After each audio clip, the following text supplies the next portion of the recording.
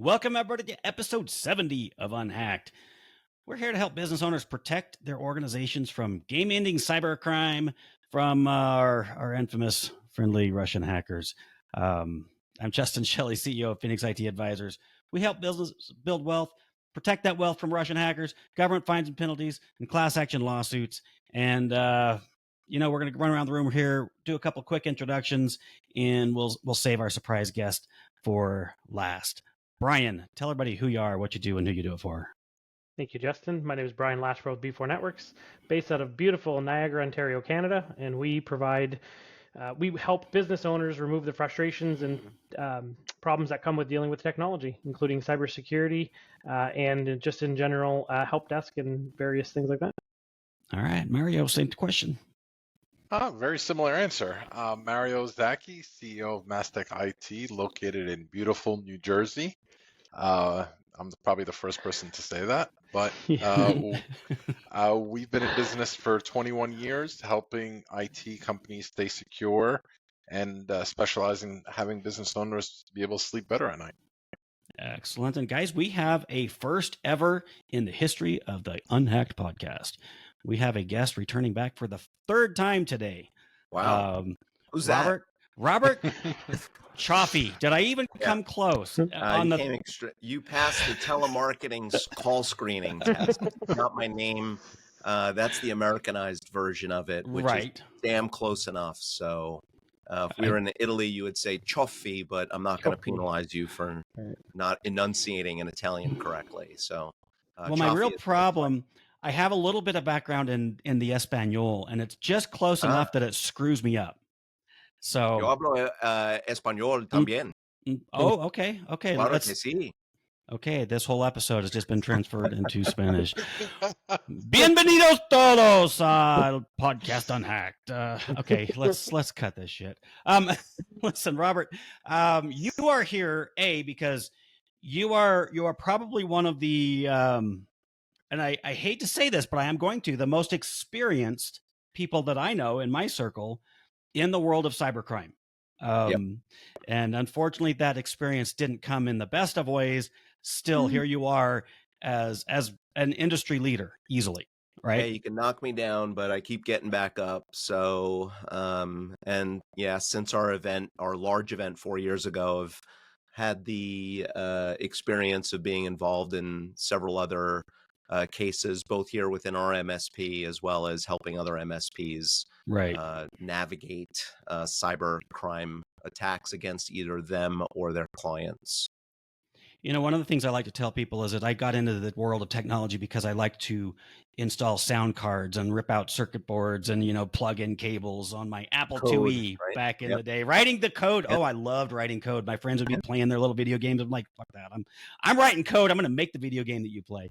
Me too. And then against my will, it turned into a world where I am in literal hand-to-hand combat with Russian hackers. That is my story. My story is not nearly as intense as yours, but I fought Russian hackers in what I call hand-to-hand combat. Now, your situation appears to have escalated since we spoke last. And when I say hand-to-hand combat, I'm being figurative, right? Yeah. Yours went literal. I see the scar on your face. Tell me what's going on. Oh, that's just a little dermatological issue that I had. Oh, it's not a Russision hacker? No. I want to tell a story about, even I have this on my hand about what the other guy looks like, but actually this was from boxing. But no, I can't say that I got into an actual scrape. Okay. But yeah, it's just an odd little thing I got going on here. But don't, if it helps with the storytelling, I got into a fight with somebody. Thank you, because I'm like, where are we going to go now? The whole timeline for the whole podcast episode just got all gone. It's gone. It's gone. Thanks everybody for joining us. We'll see you next week. You're welcome. Okay. All right, guys, let's take two at trying to get down to business here. Yeah, that's good. We have, and we've mentioned this before, we're going to do a little bit of a deep dive on it today. We are one of the very few industries that can have such an impact on people's businesses, their livelihoods, that, well, I'm just going to ask the question, what does it take if I want to start an MSP? If I want to, let's go like MSSP, security expert. I am the best in the world at cybersecurity, protecting your business from the hackers and Yep. the hacks. What is it? What's the qualifications of that, guys? What's it take? Installing a program, probably. I have the definition. Okay, hit us. If I have a smidgen more experience or knowledge than you, and you have a checkbook, a transaction is born. Yeah, that's pretty much the truth. Well said. Yeah. Well said. Yeah. And now, guys, take a look at those of you that are watching the video. There's only 50% of us here that have hair. But the two of us, the 50% who don't, I cannot go pay somebody to polish my bald dome without a license. They have to have a license, yes. Right? To cut this, absolutely, you can't screw this up. But I can't pay them. They can't charge me to cut it, to shave it, to polish it without a license. Yet here we sit. And I mean, we'll come back to it, but I've got a horror story. I actually talked about it last week, and we'll dip into that as well. But it's an unregulated industry. Robert, you said the wild, wild west. I've used that phrase before in the past. Let's just kind of break this down. And we're going to kind of hit it in three areas. We've got, what are the ramifications for our clients, the buyer of IT services? What are the ramifications for us, the ones who are hopefully legitimate, but prove it as service providers? And then what's the answer to all this? So, guys, I'm just going to turn this loose. It's an open floor. Let's break it down. Let's talk about our clients first. Sorry. Okay, Brian's got all the answers as he missed, tried to kill a mosquito and missed. All right, Brian. I don't even know where it came from. It's so cold outside. Where are the flies coming from? Together. So the thing is, with no matter if a company is outsourcing it to an MSSP, an MSP, or even bringing it in-house, it really just, it's like what you know. Can you connect a computer to a network? Can you monitor this? Can you do, help a printer get installed correctly on, 50 computers, without taking forever? And it just really experience. Like, even when we hire technicians, I'm not necessarily looking at like where they went to college and how they went, how they graduated highest in their class and stuff like that. I'm like, all right, did you work somewhere else? How long did you work for? Give me some examples of like, messed up tickets that you resolved. Obviously there's a couple more questions that we ask, but pretty much that's what it takes. It's just, if you've been around the block, you qualify, start on Monday. And the problem is, like, for our customers is they can't, or not just our customers, but any companies, that they can't really point to a certain direction. Well, some people say, well, are you Microsoft certified? Are you, Cisco certified? That helps, but you don't necessarily, like, we don't need to be Cisco certified if we're not working with any Cisco equipment. Yeah.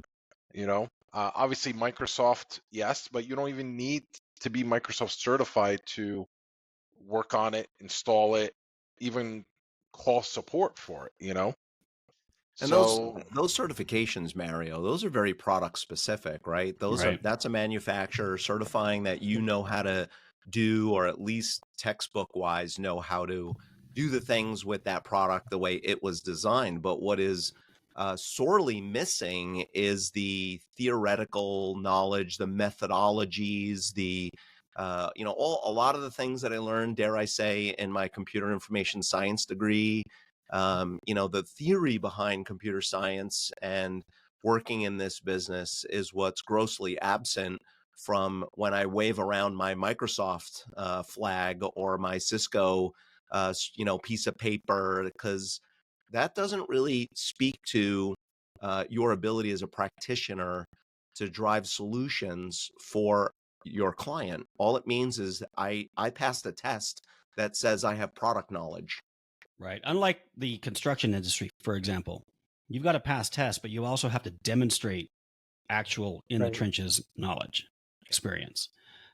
So again, I'm going to ask, what does this mean for our clients? Let's put ourselves in the buyer situation. We have to buy managed services. We've got a business. We've done everything. We poured our entire lives, our souls, our hearts into our business, and we built this thing. And it takes, we say it all the time, it takes one click to annihilate the entire thing. Yeah. And I've got to go out and I've got to make a purchase decision on who's going to protect me from the absolute nightmare that is the world of technology. I think you got to start there, Justin. It's in the decision making and the market confusion.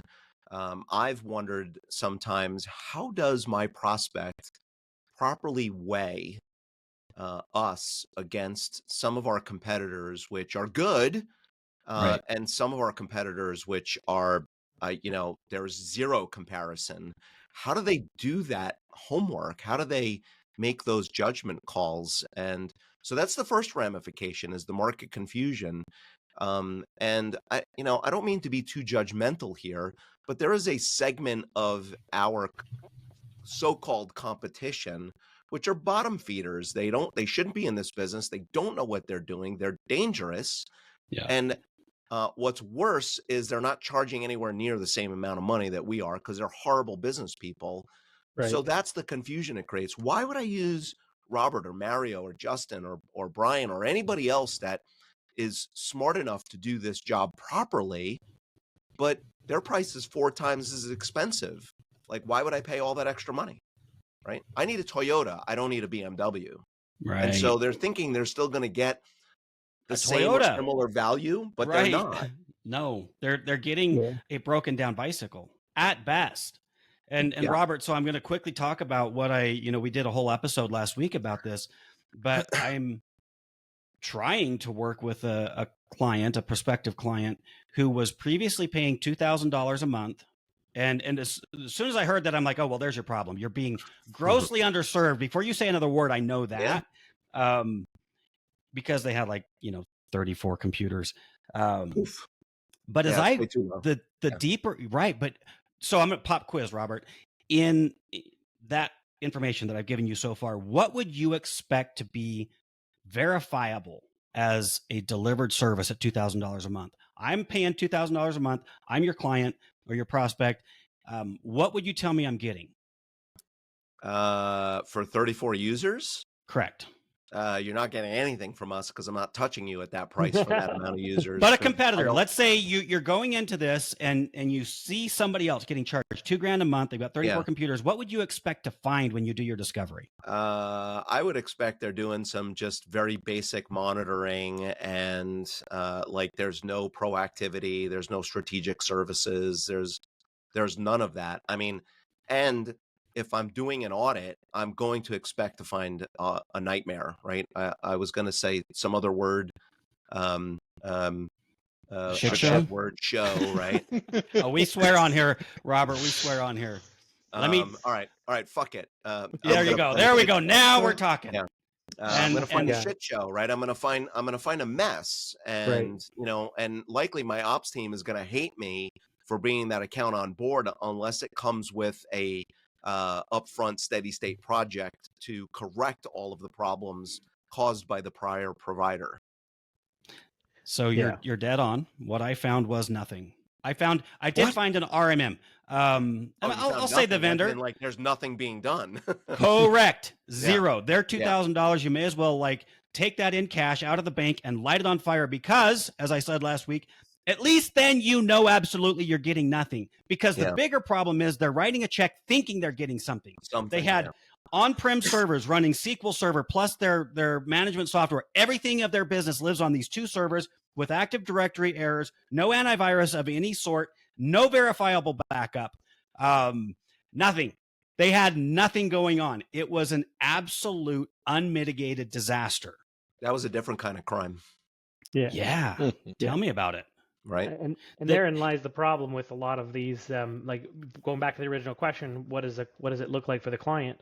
They literally have no idea what to look for. They, in a lot of cases, assume, like all the other licensed professions, that we are a licensed profession. They assume we are, and they just assume everybody who has a sign on their door saying they can do cybersecurity and IT are qualified to do that, and the reality is that they aren't. So going back to the original question, what does it look like for the client?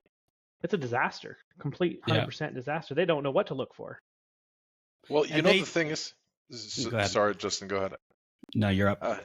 So the one thing too, if you guys remember back in April when we were together, there was, we were part of a marketing group, and one of the things that they had on the screen was when a prospect is looking for a new IT company, what's the number one thing that they're checking for? And they're not checking for any like type of certification or experience or anything like that. Their number one criteria, and it was like way number one, was response time. How fast can they get back? How fast can they pick up their phone or reply to my email? That's how they're judging if you're a good IT company or not. Now, granted, this is very important. You don't want to wait 4 days to call somebody back, but that shouldn't be the number one criteria of picking an IT company. It shouldn't be, but let me spin this another way. It also is very telling about an MSP. If they are not responding quickly, there are deeper problems. You're looking at the tip of the iceberg, but it is telling. Mm-hmm. So it's symptomatic. It's correct. Not really at the issue, but I agree with you, Justin. If you have poor response times, then it's likely going to be a lot worse underneath the covers. Yeah, it's because they're reacting to every emergency. They're not solving any real problems, or they're understaffed, right? Or they just simply don't care. Maybe culturally, they're like, yeah, we'll get to it when we get to it. Possibly, yeah. I'll be honest though, I've never met that technician. I've met a lot of stressed out IT guys that are frantically running around trying to, calls are ringing and you get a lot of burnout. I'm not saying they don't exist. I'm saying I haven't worked with them. Yep. That would be a new version of scary, honestly. It's like, I don't give a fuck. Whatever, that's their problem, not mine. Hopefully, I don't know. Okay, so any other ramifications for the client? Any thoughts on that, guys? I mean, yeah, tons. They're putting their, they're putting their revenue, their profitability, their livelihoods. They're putting their business at risk by using an MSP without any good sort of criteria to judge us on, right? To evaluate us. Google reviews is not what you should be looking at because that's so easy to game. A referral is pretty solid, but still, I might still do that $2,000 a month service and actually not deliver any goods. But if I've got you fooled into thinking that I am, then you're still going to refer me. There's that underlying thing. Bryan was kind of hitting the nail on the head, I think, earlier, talking about there's no certification to say that I'm an MSP or I'm an MSSP or whatever 3 or 4 letter acronyms you want to throw around. Yeah. The danger too is that we talk about business as if it's just profitability and potentially loss of business. The reality is there's a lot of businesses out there that are they're responsible for national security, whether you're in Canada or the US, and they're dealing with MSPs and they're dealing with IT providers who can't keep them secure, which means that they're putting national security, they're putting intellectual property at risk, right? If you look at back in time, and I don't have all the details, but Nortel was one of the biggest telecommunication firms in Canada, the gem of Canada, and they went under because of a hacker from China broke into their systems, how and where, and I don't have all the details, but they basically went under because all their information was stolen. And where are they now? They don't exist, right? Yeah.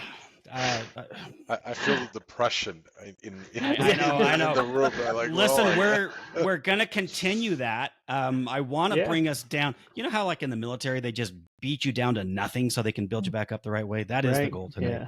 Yeah. Yes. And here's what I'm going to say about. It's going to kind of lead into our next point. As Robert, you mentioned market confusion. You've got all this stuff out there. The buyer, although it is their job, it is their responsibility to understand this enough to make intelligent decisions. If you're running a business, I've said this before, if you can't at least gather up enough knowledge to make intellectual decisions about IT and about finance and about every other thing that you do, every other hat that you wear, you probably should find a different gig. Like, you have to know this. There's no free pass given here, but, and this is the tragic part of it, absent that knowledge, the number one determining factor in the decision is what? Because you can't prove response time. Mario, that's a great point. That's what gets people unhappy with their current MSP, but their buying criteria, absent any real knowledge of the industry, is what? Unfortunately, it's price. It's price, right? Almost Not every value. single time. They should be focused on the value, right? So then they just keep, it goes to the lowest bidder, which drives the problem even further underground, right? Or not underground, but like it makes it worse. It exacerbates the problem. So, and that is my point. Like, that's the ramification for us when we're trying to sell valuable, real managed services. The one I'm talking about, when I presented them with the initial price of what it would take, they're like, all the blood drained out of their face. They're just, no, we can't do that. And so then I'm like, okay, you sign what I call an AMA form against medical advice, that we're not doing this, and this, and I'll kind of strip things out so that we can give you something for your money, because that's better than what you're getting now. And I still can't get them to make a move. Like, this is just insanity. So that, I would argue, is a ramification for us, where we're trying to deliver a service. This group right here knows what they're doing. I can vouch for every single one of you. But without that, like, God, this makes such a mess for the client. So I'm going to punt that back out there. I said for the client, for us. I want to shift it a little bit. What does it do for us in trying to run legitimate business, deliver good service, and actually protect our clients? I can jump in there.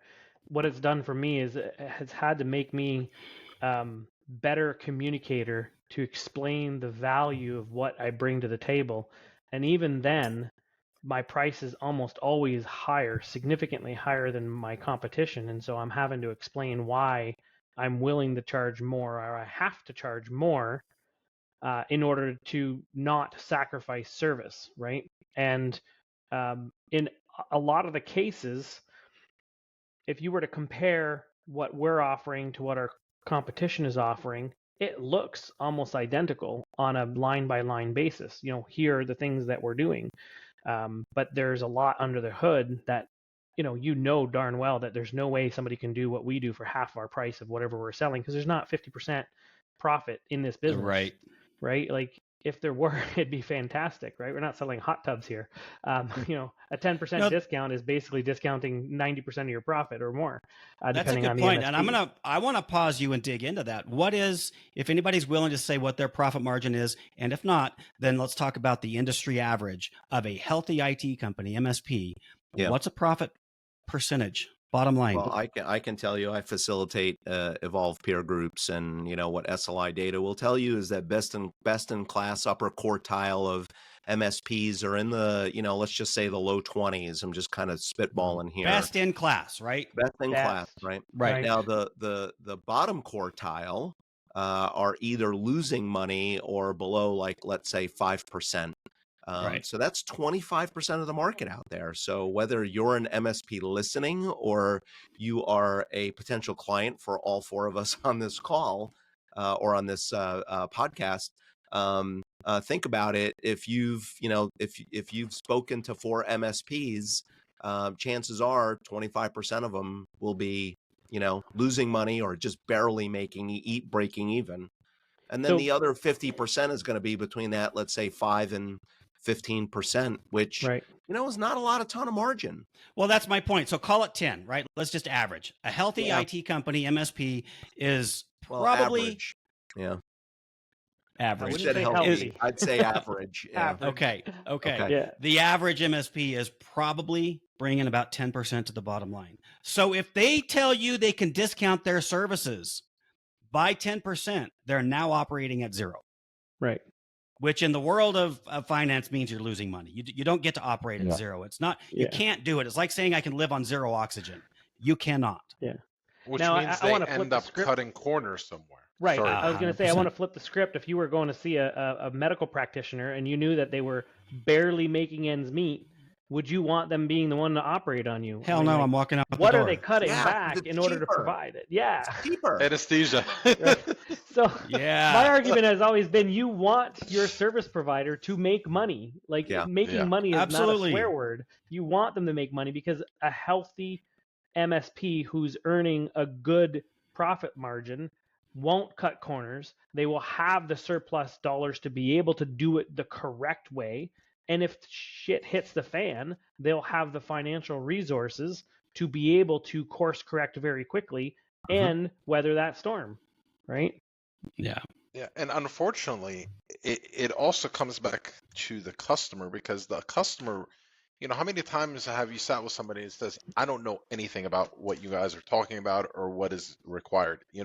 Certain industries, construction, you have somebody following a blueprint, like they look at the blueprint, here's the requirements, here's exactly what we need. That Okay, was engineered by a licensed engineer by law. Exactly. You then are bidding for the exact same thing. Everything is apples to apples. All right. Right. Even if you're installing security cameras, we've bid on stuff and they says they want like unified cameras. They want, Cat6 cabling. They want, this type of patch panel. It's really just who want, where you're fitting in, and the bids are going to be very similar. But with IT, we've seen people go up again. We've lost to people that have been charging like $20 a computer per month. Right. Yeah. And what are they getting for $20 a month? They're like, all right, well, Avast free antivirus. You're like, Right. okay, that's what you want to go to. You almost want to just walk out of the room because they're like, oh, well, this guy's offering this for a fraction of the price. Yeah, it's funny how some prospects, and I don't mean to turn this sort of in a bitching session here, but there's a couple of prospects out there that you run into that talk out of both sides of their mouth. And what I mean by that is they will tell you, I don't know what you guys do or what all of this stuff is, but let me tell you what I'm willing to pay for. Right. And it's like, well, if you just admitted that you don't understand this stuff, how are you making a decision? Can you please excuse yourself from the room and get somebody else in your company who is competent enough to make a good decision, give them the power of the checkbook pen and let them make the decision? Can I talk to them, not you, please? But it's infuriating sometimes that you're talking to somebody that they give you the Heisman, right? They don't want to talk about that. They don't want to talk anything remotely technological. Right. And, we're not talking about bits and bytes. We're talking about the business of technology. And yet, like, they pretend that they're smarter than you when it comes to these decisions. I know. Yeah. That's a classic. All right, guys. Any other thoughts on what it does to our industry, to us who are trying to provide a legitimate service in this unregulated world? Well, I'll say what one of the things that it does do is that because these MSPs do exist that are subpar and aren't making money and are cutting a lot of corners, it gives the entire industry a bad name. Yep. When we hear of a potential person or a business who got hacked, or these large companies who had an MSP who got breached, if it was due to negligence, because there is a big difference between somebody who got hacked not due to negligence and somebody who got hacked due to negligence. The reality is most businesses will get hacked at some point or another, and sometimes the best we can do is mitigate damage and reduce the impact. But when it's outright negligence, it gives the entire industry a bad name, and that makes prospects and businesses a lot more hesitant to move forward with other MSPs, knowing that absolutely when they do find out our industry is unregulated, they become weary of all of us. Yeah. I'll add one more thing. Justin, I'm sorry, Brian, you alluded to a little bit of this earlier. To answer the question in a different way, Justin, of what is it doing to us? I think it's also creating opportunity.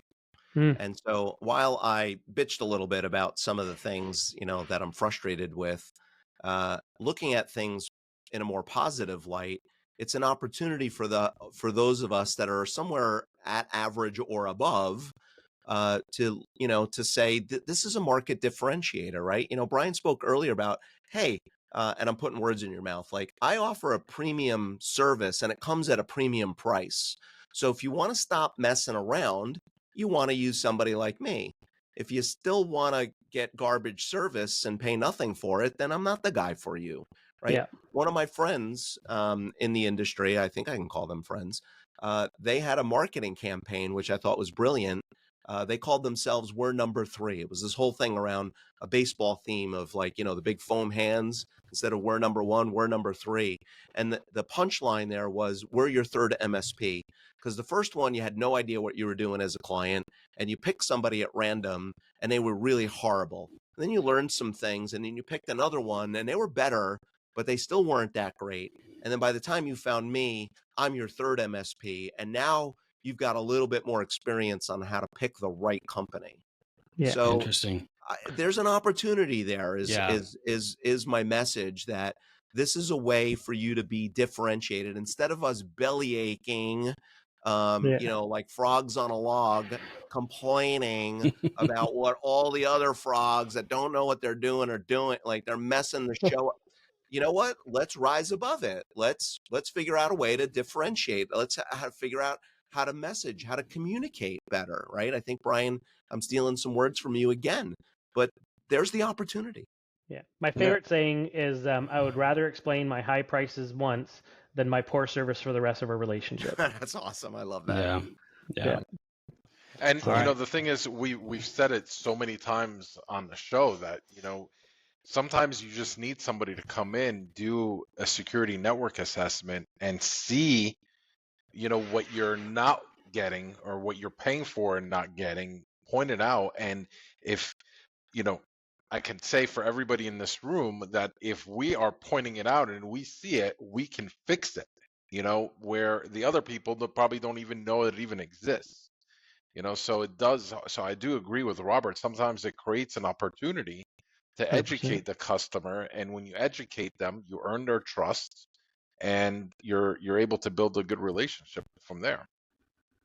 Yeah. The tragic part of this is you don't change MSPs very often as a business. You don't make this change very often. You hold on to what you've got for way too long to that MSP number one who's giving you terrible service.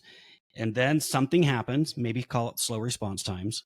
And so you go and you find somebody else, you make that painful change. And then unfortunately, by the time you get to number 3, it's probably because you've dealt with a combination of bad services and or a breach.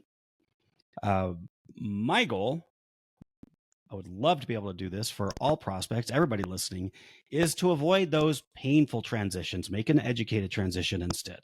Don't wait until you've been burned. And now I'm going to pivot to what's the answer? How can we help educate the buyer right now so that they don't have to deal with shitty service and they don't have to deal with Russian hackers and, God forbid, a breach that leads to government fines and penalties and is followed up by a class action lawsuit? Let's not go there. Guys, how can we help people avoid this absolute nightmare that is theirs unless they take action? Well, you can start by, if your MSP is not doing this already, set up a quarterly or at least every 6-month meeting and have them present to you, what they're doing. Have them go over, a strategic business review of what they've done for you within the last 3 months. Show you a backup report. They should be sending you a backup report at least weekly. Have them give you a list of all the computers that they're managing. A latest, at least, antivirus report, incident report, patch report. Have them give you something, where you can at least be in the circle of understanding what you're paying them for, because no MSP wants to ever hear, what are we paying you for? You want them to always be providing you that information, so that way, if something is missed, you can at least have a conversation with them and say, hey, Bob, you're billing me for 19 computers, but by the way, we have 20. Is there a computer that you are not aware of? Because that computer that you're not aware of could be your weakest link. It may not have the proper protection on it. So be involved with meetings and knowledge with what is being provided. I'm going to go in a different tact and a different approach and say, and I mentioned this last week, if you can find an independent third-party auditor that can audit your systems that isn't your MSP. So we work with a credit union, and they have an independent auditor at least once a year come in, do a complete analysis of the entire systems, networks, where the issues and where the things might be, hand over a report, and then we work with them to mitigate the small few things that are there. But if there were glaring, obvious problems, that would be an opportunity to have a deeper discussion.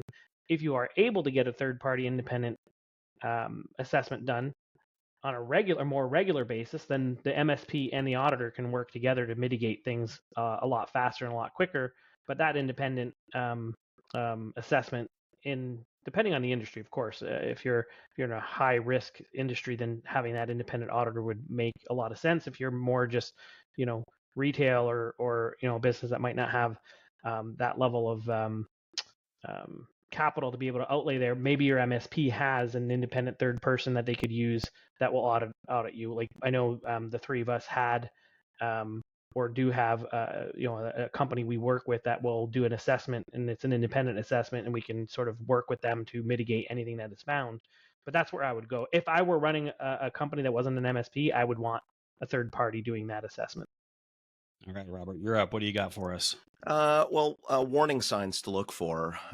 And some of this is just repeating back what Bryan and Mario touched on. But if your technology vendor provider is only speaking tech, does not speak the language that you can understand, that's a warning sign to me.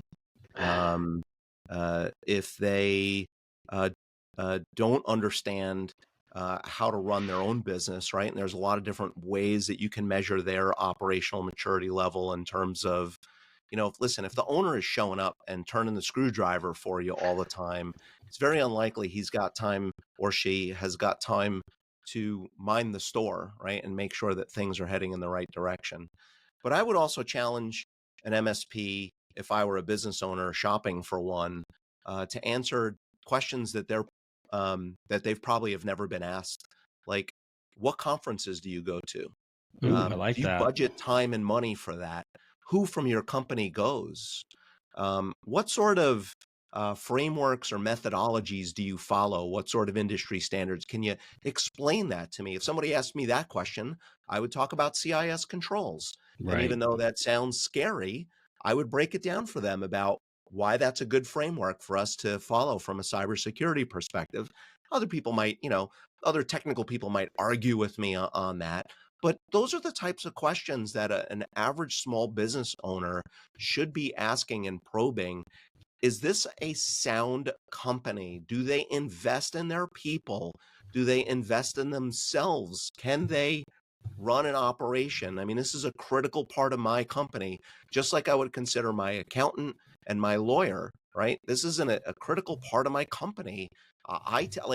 Who's running a business today where IT is not critical? And please don't tell me pizzerias, because even they rely on technology these days. Yeah, there's not much out there. So,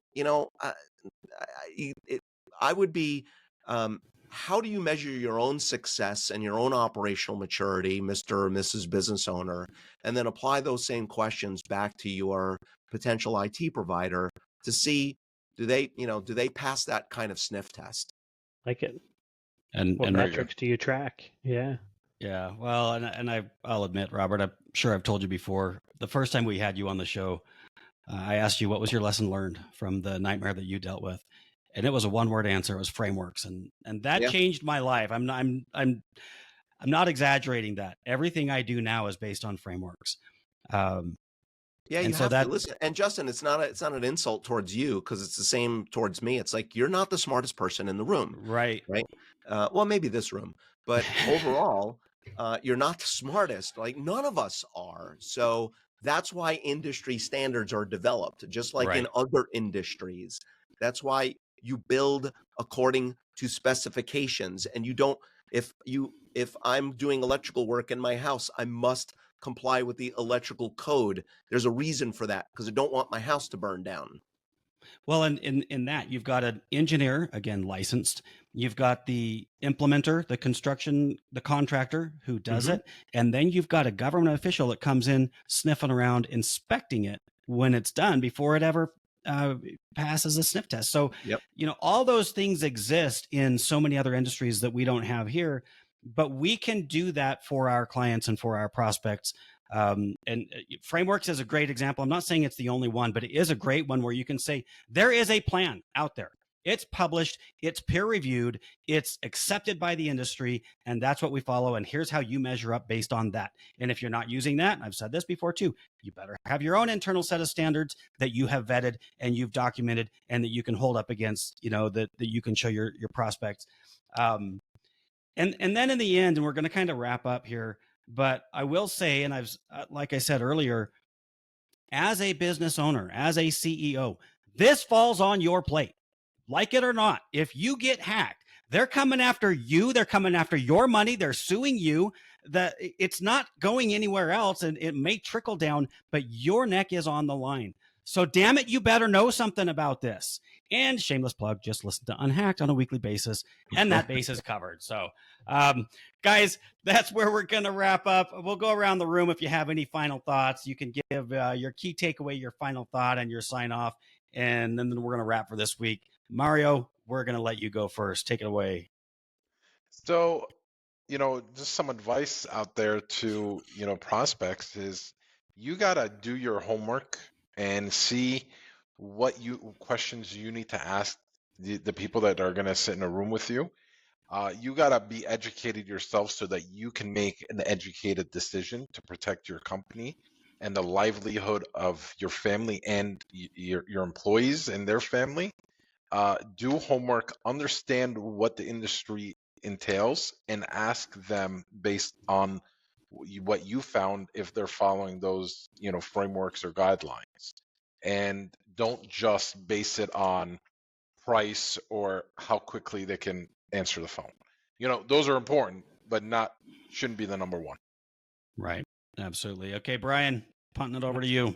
You probably know where I'm going to go with this. Yep. I hope so. The IT is complex. It's wide ranging. There are so many levers that can be pulled in different directions.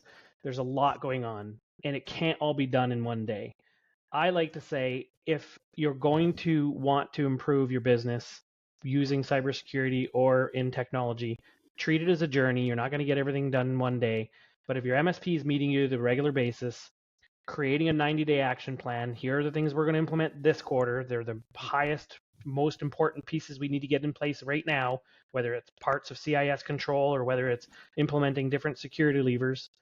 And next quarter, we're going to work on this. And the quarter after that, we're going to work on this. And we're just adding and improving on a continual basis.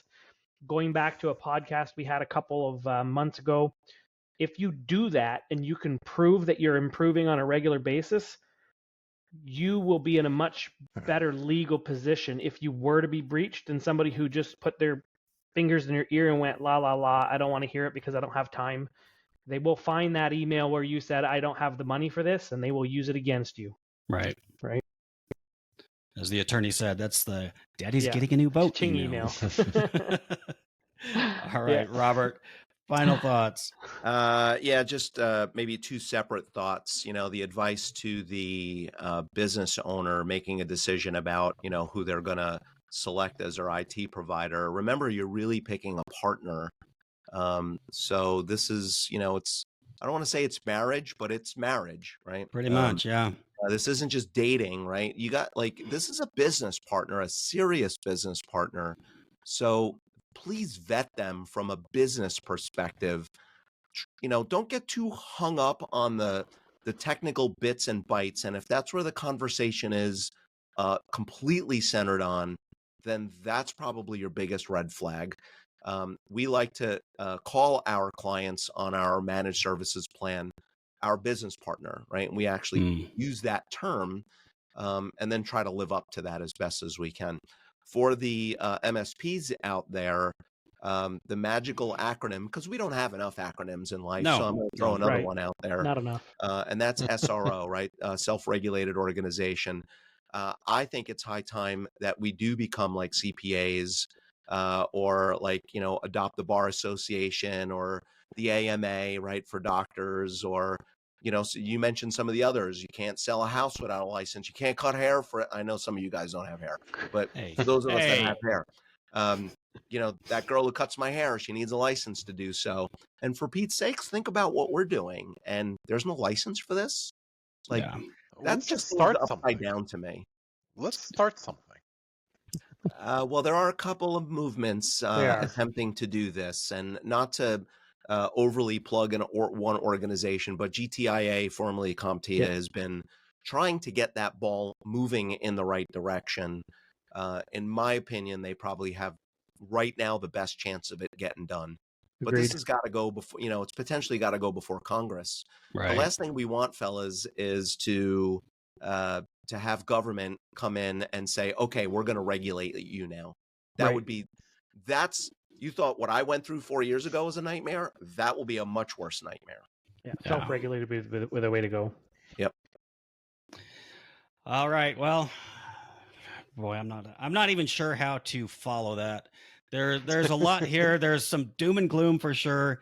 But guys, we've got to do better. And Bryan, I think it was you. There's Yeah, tons of opportunity out there. We've got to Justin. do You gotta better look positive. communicators. Yeah. But I will say that it's incumbent upon us, the ones sitting in this room right now, to do better, to show other, our fellow business partners, as you said, Robert, that there is a safe, a sane way to do this, because the system as it sits is insane. It's just complete wackadoo. So again, shameless plug, business owners, like, get educated. If you got nothing else, nowhere else to turn here. If you listen to this every week, you will be able to, and I'm going to prove my point. My admin / business partner / life partner who does all the editing and promotion and publishing of this show came into this completely uneducated as far as cybersecurity goes and technology at large. And now, after listening to episode after episode and promoting and seeing what people pay attention to and listen to and click on, I mean, she might be smarter than me at this point. She can easily speak the language. She knows exactly what she would need to do if she had to go out and sign contracts with an MSP. So, I mean, like, just on your way to work, throw in this podcast. There you go. Problem solved. Guys, we're going to go ahead and wrap up this week. Robert, thank you, as always, for joining us. We might have to make you a regular on the show, I think. Really appreciate your insights. Appreciate I'm very the time. affordable. Okay, good. Don't worry, that check's on the way. Bryan and Mario, as always, appreciate you being here. Guys, go to, we still have unhacked.live, by the way. That website still exists, but I've just kind of been upgrading and improving. Go to unhackmybusiness.com for more information and resources.